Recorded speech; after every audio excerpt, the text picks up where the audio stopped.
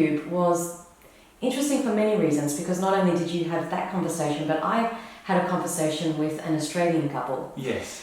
Now, this woman was really closed. She was one of those people where she knew everything, right? Seen it all, heard it all, had many vegan friends. And she said, you know, I've discussed this, I've thought about it, and I've reached this conclusion, and I'm totally comfortable with eating less animals and from certain farms, and I'm happy with it. And basically, folded arms, door closed, we're not going anywhere with this because I've already analysed myself and what I'm contributing to, and I'm very comfortable with the conclusion that I've come to. So it's like, where do you go from there? Yeah, right? What you've just described is somewhat similar to some very spiritually focused vegetarian yoga practitioners that we've come across. Yes, I've done all the internal and external work, and this is how I justify it. I'm content with that. And they're the tricky ones because they know all the facts and they've thought about it. So it's like, wow, you've reached this conclusion, and how am I going to get you to open that door again? Yeah. Now, she did not appreciate the conversation at all. No. And they were on their way to a market. And at one point, very early on, she actually turned to her friend, her male friend, and said something like, I just wanted to go to the market. And it was though I wasn't even there, like as though I didn't exist. Yes. She completely ignored the fact that another human being was standing right in front of her. Yeah, and had been conversing with her. All of a sudden, she just turned to her she male thought she was friend. in her own little private bubble. Yeah, and said, oh, I just wanted to go to the market. Yeah. And excuse my language. So disrespectful. And I just stood there like, wow, I wasn't sure how to respond in that situation. And yet later on in the conversation, because she still stood there, that's the thing, anyone can walk away at any point, but she stood there and continued to have the conversation. Yeah. She said to me something like, oh, you know, you're very, what did you say, you're very full on? Or Yeah, very full on or very intense. Yeah, I think, oh, you're coming on very intense, something like that. This is so intense. And I thought in hindsight, geez, you just dropped an F-bomb as if I didn't even exist and I'm the one that's intense. The double standards. Double standards. Yeah, and we've got a whole episode on that. Oh, yeah. We'll link that in the notes for this episode. And those double standards. Oh, driving you know, the things that not yet vegans can get away with saying to a vegan, but a vegan could never get away with saying to a not yet vegan. Like imagine if I said something like that as the outreacher. Oh, yeah. Oh, I just wanted to turn you vegan. Yeah, yeah. You know? Yeah. Imagine that. Of course, you just never would. No.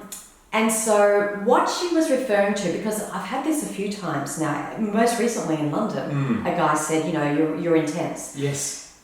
And I've come to the conclusion that it's not me, it's not what I'm saying or how I'm saying it, because in both those videos I've watched back and I'm not intense in my approach.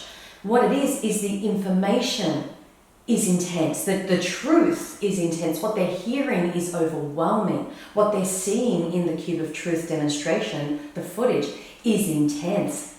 Yes, you know? And it is playing on their subconscious, and it's playing on their conscience, and they're having a guilty conscience, and so the best defense is attack. Yes. So they attack them, they shoot the messenger. Yeah, that's what's exactly. happening. It's easier to try to shoot down the messenger and claim that they're being intense or too forward or too direct or what have you, than it is to actually take action, to accept responsibility for what they are contributing to, and to change their lifestyle accordingly.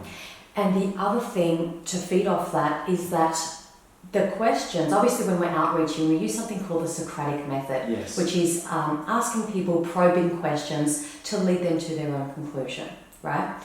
And so we obviously in regular life, we don't speak like this in regular conversations, do we? Typically, no. You know, you don't use the Socratic method in your workplace with your family and friends. No. It's like, would you like a cup of tea? It's not... What's an example? Have you ever thought about how a cup of tea would make you feel right? Yeah. Exactly. Imagine that. I think you laugh.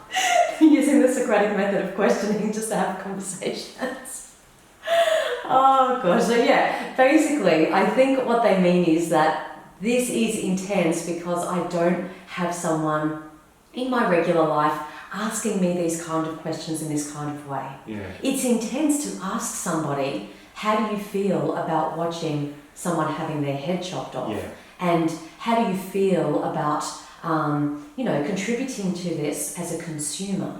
And have you thought about not contributing to this? They're very direct questions that, as you said, go very deep into one's psyche. And they're confronting. Yes. Yeah. Yes. So I think when they say, you're On one's intense, conscience. it's not the outreacher. It's not how you're asking the question. It's the fact that you're asking the question full stop. And so And we the have, nature of the question. yeah. And so I think we have to learn not to take this personally. Because No. at the beginning I'm like, what? I am trying so hard. I'm being really nice. I've got my